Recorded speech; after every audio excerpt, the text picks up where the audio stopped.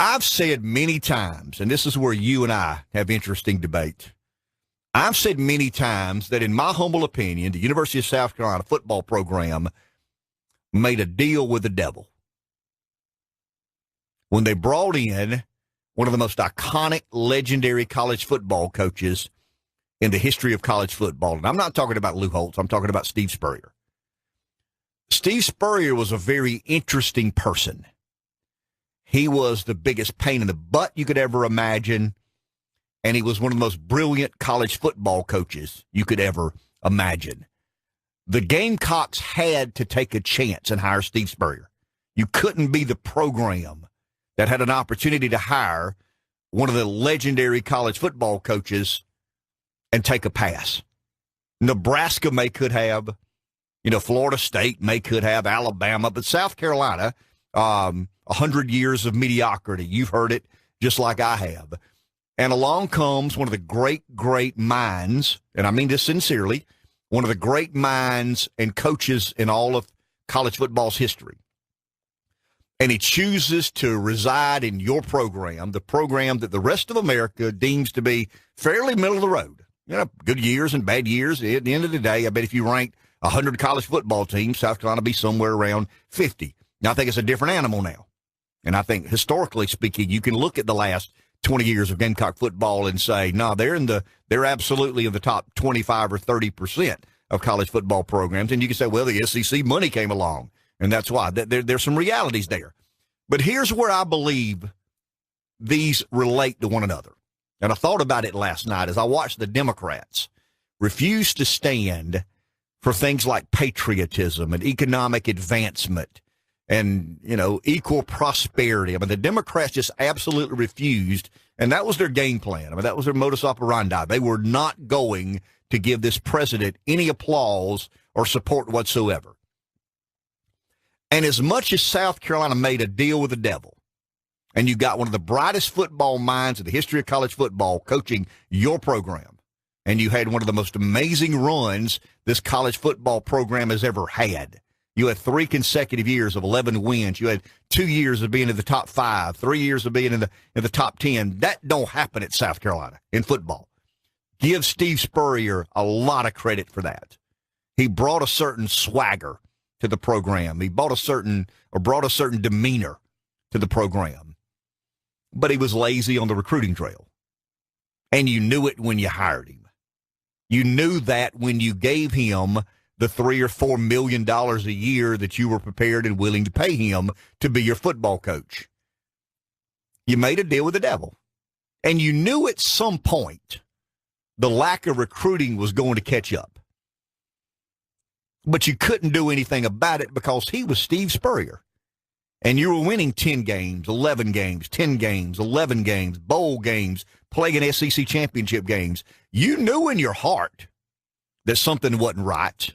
If you were as informed as you should be as a supporter, you knew that they weren't recruiting. You knew that Spurrier was at Augusta National more than he should have been. You knew that Spurrier was on the beaches of Florida more than he should have been. You knew that Dabo Swinney was on a private chartered airplane somewhere recruiting some 4 or 5-star high school kid, but you made that deal with the devil. The Democrats made a deal with the devil. When they allowed Barack Obama to be their nominee and they tried to convince the American public that this is a centrist, you remember the stories. You remember the narrative. He was an engaging, a personable, a transformational political figure. He was, in essence, a little bit like Steve Spurrier in college football. He was unique. He was different. You had to have him. You couldn't take a chance at not trying Steve Spurrier as the coach of Gamecocks. You had people tell you, this guy doesn't recruit, man. This guy's not going to work hard. This guy's not going to get after it on the recruiting trail. I'm sure the Democrats, the hierarchy of the Democrat Party, had somebody telling them perpetually, I would imagine, this guy's a liberal. This guy's an agitator. This guy's an activist. You better be careful with him. He's not a centrist, guys. We don't know anything about him. He's a great orator. Spurrier's a great football mind. And I think what you saw last night was an absolute culmination of the Democrats making a deal with the devil. And the party has become so radicalized and believe in such unusual and un-American things that they don't know what to do. They look at one another in confusion when Trump says things like patriotism and they don't stand.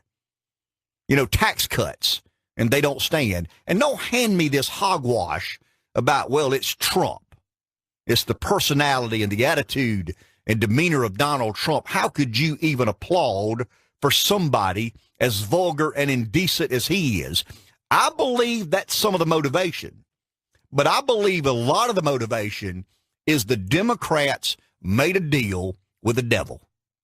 And you sold your party to a five-star liberal.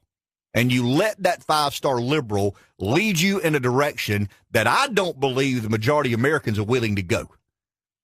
And you've got a political party in America today that sits there and confused, looking at one another. What do we stand for? What do we really believe in this Obama doctrine? I mean, do we really believe in the radical transformation of the country that he was leading us on? Do we really believe that? Joe Manchin of West Virginia. Does Joe Manchin really stand for the collectivism and redistributionism that Barack Obama so pontificated upon day after day after day, State of the Union after State of the Union after State of the Union? And you've got one political party, and I've said this before, you know, the right gets condemned for being fringe and extreme.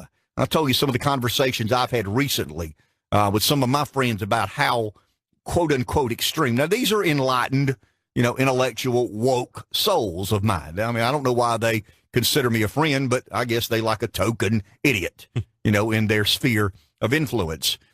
But there is one radical party in America. There is one party in America completely and totally out of the main. Now, nobody challenges these people on it. I mean, if you're on the right, every single day the media tells you how radical you are and how on the fringe you are and how unaware of the changing of America you are. Nobody on the left is ever challenged. Nobody on the left is ever told, man, do you really believe that it's bad for more Americans to keep their paycheck or a higher percentage? I mean, do you really believe that's bad? Well, apparently they do. And I watched last night, and I watched the Democrats, and not only do they sit on their hands with scowls on their face because this guy won that they never saw coming, and rest assured, not every Democrat, but a large percent of those people in that chamber last night find you deplorable. You believe in God. You believe in the right to bear arms. You believe in the senses of personal responsibility and individual freedoms and liberties. They don't. They don't believe in that. And they drank the Kool-Aid. They made a deal with the devil. Great orator, skilled politician, transformational figure. We heard all these things when Obama ran for office. And that's where you ended up. You ended up, in my humble opinion, completely and totally out of the mainstream of America thought and the way people believe America should be governed. And the problem is there's nobody there to tell you you're wrong. There's nobody there to challenge you. We've talked about the liberal media, NBC, CBS, ABC, Washington Post, New York Times. The people like me are forever defending why they believe what they believe. It keeps you sharp. It keeps you aware. It keeps you introspective on, okay, I believe this. Why? I believe that. Why? The people that sat on their hands last night and had absolutely nothing positive to say about this American president, who, in my humble opinion, put forth the most pro-American State of the Union I have ever heard in my life. Now, in 1980, through 84 and 88, I didn't care much for politics. I've told you my story. I didn't register to vote until I was 40 years old. I would imagine Reagan, at some point in time during his term and tenure as American president, gave a speech similar to that. I don't remember it. But last night you had a president duly elected by the American public speaking in the most pro-American way imaginable. And one of our major political parties could find nothing but complaint, nothing but negativity in what he said. And just as South Carolina got the good with Steve Spurrier, the 11 wins, the 10 wins, guess what you got? You got a program in shambles when he left. You got a program that really had to go reestablish all of its recruiting bases. That's what you got with the Democrats. It was fun when you were on that sugar high. And Chris Matthews was talking about the tingling sensation up his leg. But now you've got a party that has been completely transformed and radicalized. And they're far more liberal than this country is. You believed she was going to win because you believed that the way NBC, ABC, CBS, the Washington Post, New York Times reported that you believed they were speaking to the realities of America. And they weren't. And now you're confused. And I think what Trump did last night was put his party. This is not the party of George W. Bush anymore.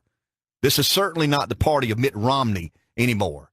This is Donald Trump's GOP, and Donald Trump is showing the construct of a playbook of how to deal with this very liberal, what I'd consider to be out of the mainstream political party, that being the Democrats. Take a break. Back in a minute. I want to thank our good friends at McCall Farms. Good morning, PD 595.